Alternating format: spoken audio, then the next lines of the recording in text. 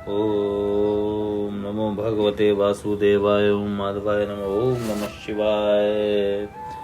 वैशाख मास महात्म का 15वां अध्याय, भगवत कथा के श्रवण और कीर्तन का महत्व।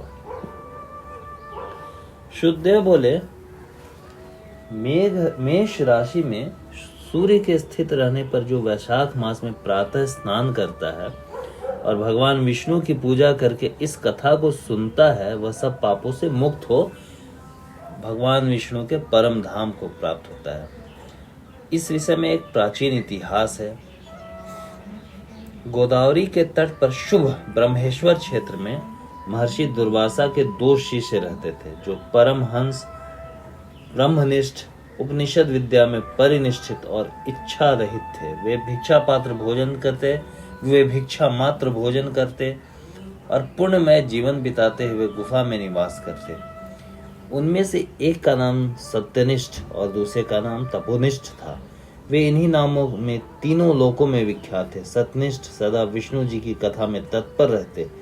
जब कोई श्रोता अथवा वक्ता न होता तो वे नित्य कर्म क्रिया करते। यदि कोई श्रोता उपस्थित होता तो उसे निरंतर वे भगवत कथा सुनाते। यदि कोई कथावाचक भगवान विष्णु की कल्याणमयी पवित्र कथा कहता तो वे अपने सब कर्मों को समेटकर श्रवण में तत्पर होकर उस कथा को सुनने लगते।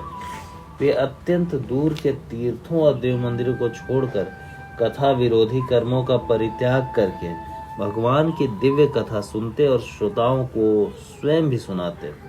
कथा समाप्त होने पर सत्यनिष्ठ अपना शेष कार्य पूरा करते। कथा सुनने वाले पुरुष को जन्म मृत्यु में संसार बंधन की प्राप्ति नहीं होती, उसके अंतःकरण की शुद्धि होती है। भगवान विष्णु में जो अनुराग की कमी है वह दूर हो जाती है और उनके प्रति गाढ़ अनुराग होता है। साथ ही साधु पुरुषों के प्रति सौहार्द बढ़ता है। रजोगुण रहित गुणातीत परमात्मा शीघ्र ही हृदय में स्थित हो जाते हैं। जहाँ भगवान विष्णु की कथा न होती हो और जहाँ साधु पुरुष न रहते हो, वह स्थान साक्षात गंगा तट ही क्यों न हो, निसंदेह त्याग देने योग्य है। जिस देश में तुलसी नहीं अथवा भगवान विष्णु का मंदिर नहीं, ऐसा स्थान निवास करने के योग्य नहीं है। यह निश्चय कर मुनिवर सत्यनिष्ठ सदा भगवान विष्णु की कथा और चिंतन में संलग्न रहते। दुर्वासा का दूसरा शिष्य तपोनिष्ठ दुराग्रह पूर्वक कर्म में तत्पर रहता। वह भगवान की कथा छोड़ अपने कर्म पूरा करने के लिए इधर उधर हट जाता। कथा की अवहेलना से उसे बड़ा कष्ट उठाना पड़ा।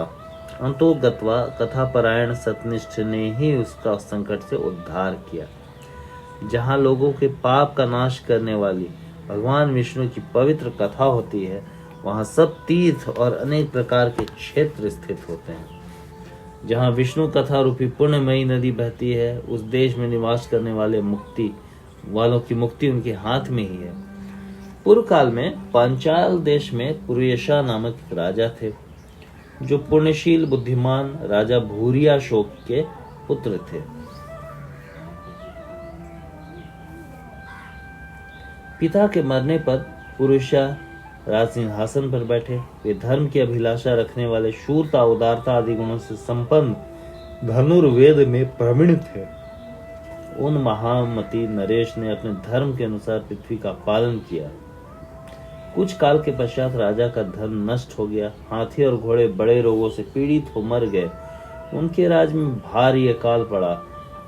पांचाल नरेश राजा पुरुयशा को निर्बल जानकर उनके शत्रुओं ने आक्रमण किया और युद्ध में उनको जीत लिया। तदंतर पराजित हुए राजा ने अपनी पत्नी शिखिणी के साथ पर्वत की कंदराओं में प्रवेश किया। साथ में दासी आदि सेवक गण भी थे। इस प्रकार छिपे रहकर राजा मन ही मन विचार करने लगे कि मेरी यह क्या अवस्था होगी। मैं जन्म और कर्म से शुद्ध हूँ, माता और पिता के हित में तत्पर रहता, गुरु भक्त, उदार, ब्राह्मणों का सेवक, धर्म परायण, सब प्राणियों के प्रति दयालु, देव पूजक, जितेंद्रिय भी हूं। फिर मुझे किस कर्म से यह दुख प्राप्त हो रहा है। इस प्रकार चिंता से व्याकुल हो राजा ने खिन्न चित्त से अपने सर्वज्ञ गुरु मुनिश्रेष्ठ याज और उपयाज का स्मरण किया। राजा के आह्वान पर दोनों बुद्धिमान मुनीश्वर वहां पहुंचे। उन्हें देखकर पांचाल नरेश सहसा उठकर खड़े हो गए और बड़ी भक्ति के साथ गुरु के चरणों में मस्तक रखकर प्रणाम किया।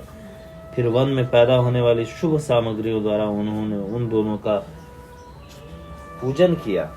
विनीत भाव से पूछा, विप्रवरो, मैं गुरु चरणों में भक्ति रखने वाला हूँ, मुझे किस कर्म से यह दरिद्रता, कोष हानि और शत्रुओं से पराजय प्राप्त हुई है? किस कारण से मेरा वनवास हुआ है?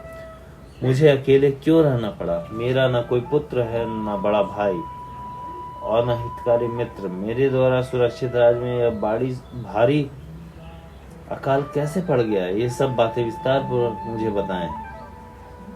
इस प्रकार वैशाख मास का 15वां अध्याय समाप्त हुआ।